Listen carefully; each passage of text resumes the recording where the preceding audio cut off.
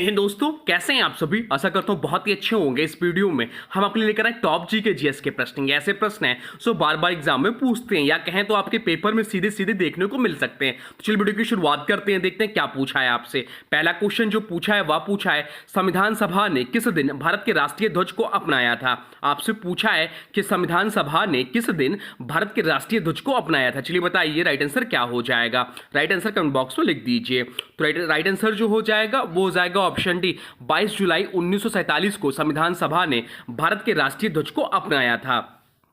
यह ध्वज स्वतंत्र भारत का प्रतीक बना। इसका डिजाइन किसने तैयार किया था, यह भी एग्जाम में क्वेश्चन बनता है। तो इसका डिजाइन जो तैयार किया था वो पिंगली वेंकैया द्वारा तैयार किया गया था। इसकी संरचना जो है वह ऊपर की ओर गहरा केसरिया या बलिदान और साहस का प्रतीक है, बीच में सफेद शांति और सत्य का प्रतीक है, जिसमें कि अशोक चक्र है जिसमें 24 तीलियां है, और नीचे जो है गहरा हरा विश्वास और उर्वरता का प्रतीक है। अब चलते हैं अगले प्रश्न की ओर, देखते हैं अगला प्रश्न क्या पूछा है आपसे। अगला प्रश्न पूछा है, भारत की किस पंचवर्षीय योजना को गाडगिल योजना के नाम से जाना जाता है। आपसे पूछा है कि भारत किस पंचवर्षीय योजना को गाडगिल योजना के नाम से जाना जाता है। चलिए बताइए राइट आंसर क्या हो जाएगा। राइट आंसर कमेंट बॉक्स में लिख दीजिए। तो राइट आंसर जो हो जाएगा वो हो जाएगा ऑप्शन सी, तीसरी पंचवर्षीय योजना को। तीसरी पंचवर्षीय योजना को गाडगिल योजना के नाम से जाना जाता है। तीसरी पंचवर्षीय योजना का जो कार्य पीरियड था वह था 1961 से 1966 के बीच में इसका कार्य पीरियड रहा। यह योजना डीआर गाडगिल स्मिथ की सिफारिशों पर आधारित थी। मुख्य लक्ष्य था इसका कृषि उत्पादन बढ़ाना और स्वावलंबी अर्थव्यवस्था बनाना। इसमें विशेष जोर कृषि और खाद्यान्न उत्पादन पर दिया गया। लेकिन 1962 का चीन युद्ध, 1965 का पाकिस्तान युद्ध और लगातार सूखे के कारण यह योजना असफल रही। अब चलते हैं अगले प्रश्न की ओर, देखते हैं अगला प्रश्न क्या पूछा है आपसे। अगला प्रश्न जो पूछा है वह पूछा है, भारत नेपाल संयुक्त सैन्य अभ्यास का नाम क्या है। आपसे पूछा है कि भारत नेपाल संयुक्त सैन्य अभ्यास का नाम क्या है। चलिए बताइए राइट आंसर क्या हो जाएगा। राइट आंसर कमेंट बॉक्स में लिख दीजिए। तो भारत नेपाल का संयुक्त सैन्य अभ्यास का जो नाम है वह है सूर्य और किरण। ऑप्शन बी इस प्रश्न का राइट आंसर हो जाएगा। भारत और नेपाल के बीच संयुक्त सैन्य अभ्यास का नाम सूर्य किरण है। यह हर साल दोनों देशों में बारी बारी से आयोजित होता है। इसका उद्देश्य है आतंकवाद रोधी अभियानों में सहयोग, आपसी सामरिक तालमेल और मित्रता बढ़ाना, आपदा प्रबंधन और शांति स्थापना अभियानों में संयुक्त अभ्यास करना। बाकी अन्य जो अभ्यास है जैसे संप्रीति, यह जो है भारत और बांग्लादेश का संयुक्त सैन्य अभ्यास है। इंदिरा जो सैन्य अभ्यास है भारत और रूस का संयुक्त सैन्य अभ्यास है। और प्रबल जो है या कोई द्विपक्षीय सैन्य अभ्यास का नाम नहीं है। अब चलते हैं अगले प्रश्न की ओर, देखते हैं अगला प्रश्न क्या पूछा है आपसे। अगला प्रश्न पूछा है, विश्व मत्स्य पालन दिवस पर दिवस कब मनाया जाता है। आपसे पूछा विश्व मत्स्य पालन दिवस हर वर्ष कब मनाया जाता है, यह आपसे पूछा है। चलिए बताइए राइट आंसर क्या हो जाएगा। राइट आंसर कमेंट बॉक्स में लिख दीजिए।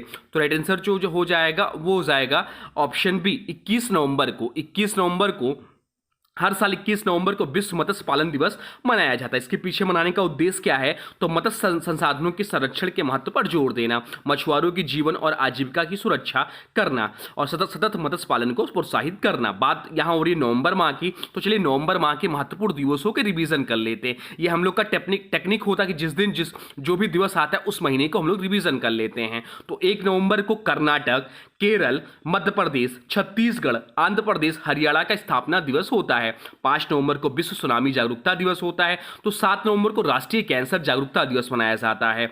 9 नवंबर को उत्तराखंड राज्य स्थापना दिवस मनाया जाता है, क्योंकि उत्तराखंड राज्य उत्तर प्रदेश से 9 नवंबर 2000 को अलग हुआ था। 10 नवंबर को विश्व ओजोन दिवस मनाया जाता है। तो 11 नवंबर को राष्ट्रीय शिक्षा दिवस मनाया जाता है। तो 14 नवंबर को बाल दिवस मनाया जाता है जवाहरलाल नेहरू की जयंती के उपलक्ष्य पर। 16 नवंबर को राष्ट्रीय प्रेस दिवस मनाया जाता है।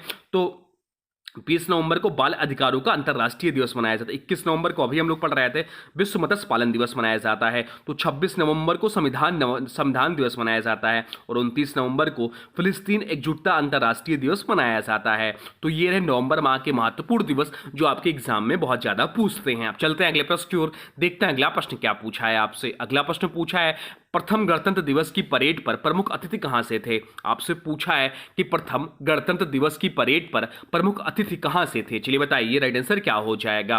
तो राइट आंसर जो हो जाएगा वो हो जाएगा ऑप्शन सी, इंडोनेशिया से थे। ऑप्शन सी इस प्रश्न का राइट आंसर हो जाएगा। प्रथम गणतंत्र दिवस 26 जनवरी 1950 को मनाया गया था। इस अवसर पर इंडोनेशिया के राष्ट्रपति डॉक्टर सुकर्लो मुख्य अतिथि थे। इसी दिन भारत का संविधान लागू हुआ और डॉक्टर राजेंद्र प्रसाद भारत के प्रथम राष्ट्रपति बने। गणतंत्र दिवस दिवस परेड पर विदेशी राष्ट्राध्यक्ष और को मुख्य अतिथि के रूप में बुलाने की परंपरा यहीं से शुरू हुई। अब चलते हैं अगले प्रश्न की ओर, देखते हैं अगला प्रश्न क्या पूछा है आपसे। अगला प्रश्न पूछा है लावड़ी किस भारतीय राज्य का प्रसिद्ध लोक नृत्य है। आपसे पूछा है कि लावड़ी जो है किस भारतीय राज्य का प्रसिद्ध लोक नृत्य है। चलिए बताइए राइट आंसर क्या हो जाएगा। राइट आंसर कमेंट बॉक्स में लिख दीजिए।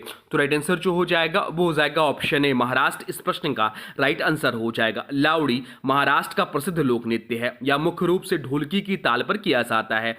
इसका विषय समाज, राजनीति, रोमांस और भक्ति। बाकी बात यहाँ हो रही है महाराष्ट्र राज्य की। चलिए महाराष्ट्र के राज्य के बारे में जान लेते हैं। महाराष्ट्र राज्य की जो स्थापना हुई थी वह हुई थी 1 मई 1960 को। इसकी राजधानी जो है मुंबई है। राजभाषा यहाँ की मराठी है। लोकनृत्य लावड़ी तमाशा यहाँ के प्रमुख लोकनृत्य हैं। अब चलते हैं अगले प्रश्न की ओर, देखते हैं अगला प्रश्न क्या पूछा है आपसे। अगला प्रश्न जो पूछा है वह पूछा है जवाहरलाल नेहरू जी की समाधि का क्या नाम है। आपसे पूछा है कि जवाहरलाल नेहरू जी की समाधि का क्या नाम है। चलिए बताइए राइट आंसर क्या हो जाएगा। तो राइट आंसर जो हो जाएगा वो हो जाएगा ऑप्शन डी शांतिवन। शांतिवन जवाहरलाल नेहरू जी के समाधि का नाम है। चलिए प्रमुख समाधि स्थलों का नाम जान लेते हैं। तो राजघाट महात्मा गांधी जी के समाधि का नाम है। वीरभूमि जो है राजीव गांधी जी के समाधि का नाम है। तो महाप्रयाण जो है डॉक्टर राजेंद्र प्रसाद जी के समाधि का नाम है। नारायण घाट जो गुलजारी लाल नंदा जी के समाधि का नाम है। तो शक्ति स्थल इंदिरा गांधी जी के समाधि का नाम है। विजय घाट लाल बहादुर शास्त्री जी के समाधि का नाम है। तो किसान घाट चौधरी चरण सिंह के समाधि का नाम है।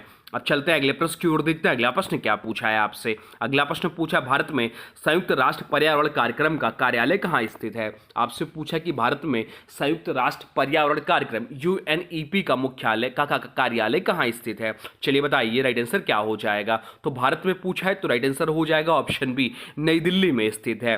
संयुक्त राष्ट्र पर्यावरण कार्यक्रम का मुख्यालय वैसे तो नैरोबी में इसका हेडक्वार्टर है, परंतु भारत में इसका क्षेत्रीय कार्यालय नई दिल्ली में है। UNEP की स्थापना 1972 में स्टॉकहोम सम्मेलन जो कि मानव पर्यावरण पर संबंधित था के बाद हुई थी। इसका उद्देश्य पर्यावरण संरक्षण, प्रदूषण नियंत्रण, जलवायु परिवर्तन और सतत विकास से जुड़े कार्यक्रमों को बढ़ावा देना है। अब चलते हैं अगले प्रश्न की ओर, देखते हैं अगला प्रश्न क्या पूछा है आपसे। अगला प्रश्न पूछा है भारतीय संविधान निम्नलिखित में से कौन से मौलिक अधिकार की गारंटी नहीं देता। आपसे पूछा है कि भारतीय संविधान निम्नलिखित में से कौन से मौलिक अधिकार की गारंटी नहीं देता है। चलिए बताइए राइट आंसर क्या हो जाएगा। तो राइट आंसर जो हो जाएगा वो हो जाएगा ऑप्शन डी व्यवसाय का अधिकार का गारंटी नहीं देता। ऑप्शन डी इस प्रश्न का राइट आंसर हो जाएगा। भारतीय संविधान 6 मौलिक अधिकारों की गारंटी देता है। कौन कौन से। तो पहला आपका है समानता का अधिकार, अनुच्छेद 14 से 18 इससे संबंधित है। दूसरा है स्वतंत्रता का अधिकार, अनुच्छेद 19 से 22 संबंधित है। तीसरा है शोषण के विरुद्ध अधिकार, अनुच्छेद 23-24 इससे संबंधित है। चौथा है धर्म की स्वतंत्रता का अधिकार, अनुच्छेद 25 से 28 इससे संबंधित है। संस्कृति और शैक्षिक अधिकार पांचवा जो है अनुच्छेद 29 से 30 संबंधित है। छठवां है संवैधानिक उपचार का अधिकार जो कि अनुच्छेद 32 इससे संबंधित है। तो ये रहे आपके 6 मौलिक अधिकार। अब चलते हैं अगले प्रश्न की ओर, देखते हैं अगला प्रश्न क्या पूछा है आपसे। अगला प्रश्न जो पूछा है वह पूछा है भारतीय संविधान में पंचवर्षीय योजना का प्रावधान किस देश से लिया गया है। आपसे पूछा है कि भारतीय संविधान में पंचवर्षीय योजना का प्रावधान किस देश से लिया गया है। चलिए बताइए राइट आंसर क्या हो जाएगा। राइट आंसर कमेंट बॉक्स में लिख दीजिए। तो राइट आंसर जो हो जाएगा वो हो जाएगा ऑप्शन डी USSR से लिया गया है। भारतीय संविधान में पंचवर्षीय योजना यानी कि 5 ईयर प्लान का प्रावधान सोवियत संघ यानी कि USSR से लिया गया था। भारत की पहली पंचवर्षीय योजना 1951 से 1956 में लागू की गई थी, जिसका मुख्य उद्देश्य कृषि एवं सिंचाई का विकास था। पंचवर्षीय योजनाओं को भारत में नेशनल प्लानिंग कमीशन यानी कि योजना आयोग 1950 में जो कि स्थापित हुआ था द्वारा संचालित किया जाता है। वर्ष 2015 में योजना आयोग को भंग करके नीति आयोग की स्थापना की गई। अब चलते हैं अगले प्रश्न की ओर, देखते हैं अगला प्रश्न क्या पूछा है आपसे। अगला प्रश्न जो पूछा है वह पूछा है भारतीय संविधान के किस अनुच्छेद में उपराष्ट्रपति को हटाने की प्रक्रिया दी गई है। आपसे पूछा है कि भारतीय संविधान के किस अनुच्छेद में उपराष्ट्रपति को हटाने की प्रक्रिया दी गई है। चलिए बताइए राइट आंसर क्या हो जाएगा। राइट आंसर कमेंट बॉक्स में लिख दीजिए। तो राइट आंसर जो हो जाएगा वो हो जाएगा ऑप्शन है अनुच्छेद 67। इस प्रश्न का राइट आंसर हो जाएगा भारतीय संविधान के अनुच्छेद 67B में उपराष्ट्रपति को राज्यसभा द्वारा पारित प्रस्ताव और लोकसभा की सहमति से हटाने की प्रक्रिया दी गई है। इस प्रस्ताव को राज्यसभा में उपस्थित और मतदान करने वाले सदस्यों के बहुमत से पारित करना आवश्यक है। राष्ट्रपति केवल इस निर्णय को औपचारिक रूप से लागू करते हैं, हटाने की शक्ति संसद के पास है। संबंधित महत्वपूर्ण बिंदु की बात करें तो अनुच्छेद 63 जो है उपराष्ट्रपति का पद से संबंधित है। अनुच्छेद 64 राज्यसभा के पदेन सभापति से संबंधित है। अनुच्छेद 65 राष्ट्रपति का कार्यभार उपराष्ट्रपति द्वारा इससे संबंधित। अनुच्छेद 66 उपराष्ट्रपति का चुनाव से संबंधित है। अनुच्छेद 67 कार्यकाल और हटाने की प्रक्रिया से संबंधित है। अब चलते हैं अगले प्रश्न की ओर, देखते हैं अगला प्रश्न क्या पूछा है आपसे। अगला प्रश्न पूछा है निम्नलिखित में से किसका चित्र 200 के भारतीय नोट पर मुद्रित किया गया है। आपसे पूछा है कि निम्नलिखित में से किसका चित्र 200 के भारतीय नोट पर मुद्रित किया गया है। चलिए बताइए राइट आंसर क्या हो जाएगा। राइट आंसर कमेंट बॉक्स में लिख दीजिए। तो राइट आंसर जो हो जाएगा वो हो जाएगा ऑप्शन डी, सांची का स्तूप 200 के भारतीय नोट पर मुद्रित किया गया है। भारतीय रिजर्व बैंक आरबीआई ने 200 का नोट 2017 में जारी किया था। इसके पिछले हिस्से यानी कि रिवर्स साइड पर सांची स्तूप जो कि मध्य प्रदेश में की तस्वीर छपी हुई है। सांची स्तूप भारत की बौद्ध कला और धरोहर का एक महत्वपूर्ण प्रतीक है। बाकी ऑप्शन में दिया है लाल किला, तो लाल किला जो है 500 के नए नोट पर इसका चित्र अंकित है। एलोरा की गुफाएं जो है 20 रुपए के नोट पर इसका चित्र अंकित है। लाल किला जो है 500 के नोट पर इसका चित्र अंकित है। एलोरा की गुफाएं 20 रुपए के नोट पर अंकित है और मंगलयान जो है 2000 के नोट पर इसका चित्र अंकित है। अब चलते हैं अगले प्रश्न की ओर, देखते हैं अगला प्रश्न क्या पूछा है आपसे। अगला प्रश्न पूछा है हाल ही में विश्व योग दिवस कब मनाया गया। आपसे पूछा है कि हाल ही में विश्व योग दिवस कब मनाया गया। चलिए बताइए राइट आंसर क्या हो जाएगा। राइट आंसर कमेंट बॉक्स में लिख दीजिए। तो राइट आंसर जो हो जाएगा वो हो जाएगा ऑप्शन सी, 21 जून को। 21 जून को विश्व योग दिवस मनाया गया। इसकी शुरुआत 2015 से हुई थी। इसका प्रस्ताव प्रधानमंत्री नरेंद्र मोदी ने 2014 में संयुक्त राष्ट्र महासभा में रखा था। 21 जून को चुना गया क्योंकि यह वर्ष का सबसे लंबा दिन होता है। 2025 की थीम क्या थी, यह भी ध्यान रखिए। 2025 की जो थीम थी वो थी yoga for one earth one health. Theme जरूर ध्यान रखिए, एग्जाम में पूछ सकता है क्वेश्चन। अब चलते हैं अगले प्रश्न की ओर, देखते हैं अगला प्रश्न क्या पूछा है आपसे। अगला प्रश्न पूछा है कौन सा ग्रह सौरमंडल का लाल ग्रह कहलाता है। आपसे पूछा है कि कौन सा ग्रह सौरमंडल का लाल ग्रह कहलाता है। चलिए बताइए राइट आंसर क्या हो जाएगा। राइट आंसर कमेंट बॉक्स में लिख दीजिए। तो राइट आंसर जो हो जाएगा वो हो जाएगा ऑप्शन बी, मंगल ग्रह इस प्रश्न का राइट आंसर हो जाएगा। मंगल ग्रह को रेड प्लेनेट कहा जाता है क्योंकि इसकी सतह पर आयरन ऑक्साइड की परत होती है। सौरमंडल में ग्रहों की कुल संख्या 8 है। बौना ग्रह प्लूटो को हटाकर। सूर्य के सबसे निकटतम ग्रह कौन सा है, यह भी एग्जाम में पूछता है। तो सूर्य के सबसे निकटतम ग्रह बुध है। तो सूर्य से सबसे दूर ग्रह कौन सा है, तो सूर्य से सबसे दूर ग्रह जो है वो वरुण है। सौरमंडल का सबसे बड़ा ग्रह कौन सा है, तो सौरमंडल का सबसे बड़ा ग्रह बृहस्पति है। तो सबसे छोटा ग्रह बुध है आपका। अब चलते हैं अगले प्रश्न की ओर, देखते हैं अगला प्रश्न क्या पूछा है आपसे। अगला प्रश्न जो पूछा है वह पूछा है पीसी महालनोबिस मॉडल किस पंचवर्षीय योजना से संबंधित था। आपसे पूछा है कि पीसी महालनोबिस मॉडल जो है किस पंचवर्षीय योजना से संबंधित था। चलिए बताइए राइट आंसर क्या हो जाएगा। तो राइट आंसर जो हो जाएगा वो हो जाएगा ऑप्शन बी, दूसरी पंचवर्षीय योजना से संबंधित था महालनोबिस मॉडल। या इसका जो कार्य पीरियड था वह था 1956 से 1961 के बीच में या जो था या पंचवर्षीय योजना था। इसका उपयोग इसका उपयोग भारत की दूसरी पंचवर्षीय योजना में किया गया। प्रशांत चंद्र महालनोबिस एक प्रसिद्ध सांख्यिकीविद थे। भारत में पहली पंचवर्षीय योजना शुरू हुई 1951 में शुरू हुई थी। भारत की पहली पंचवर्षीय योजना का मुख्य उद्देश्य था कृषि एवं सिंचाई विकास। दूसरी पंचवर्षीय योजना अभी हम लोग पढ़े हैं। तीसरी पंचवर्षीय योजना में जो जोर दिया गया वह स्वावलंबन और आत्मनिर्भरता पर जोर दिया गया, या 1961 से 1966 के बीच में था। अब चलते हैं अगले प्रश्न की ओर, देखते हैं अगला प्रश्न क्या पूछा है आपसे। अगला प्रश्न पूछा है सुल्तान जौहर कप किस खेल से संबंधित है। आपसे पूछा है सुल्तान जौहर कप जो है किस खेल से संबंधित है। चलिए बताइए राइट आंसर क्या हो जाएगा। तो राइट आंसर जो हो जाएगा वो हो जाएगा ऑप्शन ए, हॉकी से संबंधित है सुल्तान जौहर कप। सुल्तान जौहर कप हॉकी का एक अंतरराष्ट्रीय टूर्नामेंट है जो मलेशिया में खेला जाता है। भारत की जूनियर हॉकी टीम ने इस टूर्नामेंट में कई बार जीत हासिल की। भारत का राष्ट्रीय खेल हॉकी है और ध्यानचंद हॉकी के महान खिलाड़ी माने जाते हैं। अब चलते हैं अगले प्रश्न की ओर, देखते हैं अगला प्रश्न क्या पूछा है आपसे। अगला प्रश्न जो पूछा है वह पूछा है हीराकुंड बांध किस नदी पर बना है। आपसे पूछा है कि हीराकुंड बांध जो है किस नदी पर बना हुआ। चलिए बताइए राइट आंसर क्या हो जाएगा। तो राइट आंसर जो हो जाएगा वो हो जाएगा ऑप्शन बी, महानदी पर बना हुआ है हीराकुंड बांध। हीराकुंड बांध भारत के उड़ीसा राज्य में स्थित है। यह बांध महानदी पर बनाया गया। इसका निर्माण 1948 में शुरू हुआ और 1957 में पूरा हुआ। चलिए बांधों से संबंधित आपको महत्वपूर्ण प्रश्न बताते हैं। तो भारत का सबसे लंबा बांध कौन सा है, तो हीराकुंड बांध जो कि उड़ीसा में है, महानदी पर बना हुआ। तो भारत का सबसे ऊंचा बांध कौन सा है, भारत का सबसे ऊंचा बांध टिहरी बांध है जो कि उत्तराखंड में है, भगीरथी नदी पर है। विश्व का सबसे ऊंचा बांध कौन सा? तो विश्व का सबसे ऊंचा बांध नुरेक बांध है जो कि तजाकिस्तान में है। विश्व का सबसे बड़ा बांध कौन सा है आयतन व जल क्षमता में? तो थ्री गार्जेस डैम है जो कि चीन में है। अब चलते हैं अगले प्रश्न की ओर, देखते हैं अगला प्रश्न क्या पूछा है आपसे। अगला प्रश्न पूछा है राज्य पुनर्गठन आयोग की अध्यक्षता किसने की थी? आपसे पूछा है कि राज्य पुनर्गठन आयोग की अध्यक्षता किसने की थी। चलिए बताइए राइट आंसर क्या हो जाएगा। तो राइट आंसर जो हो जाएगा वो हो जाएगा ऑप्शन है फजल अली। ऑप्शन है फजल अली राज्य पुनर्गठन आयोग की अध्यक्षता की थी।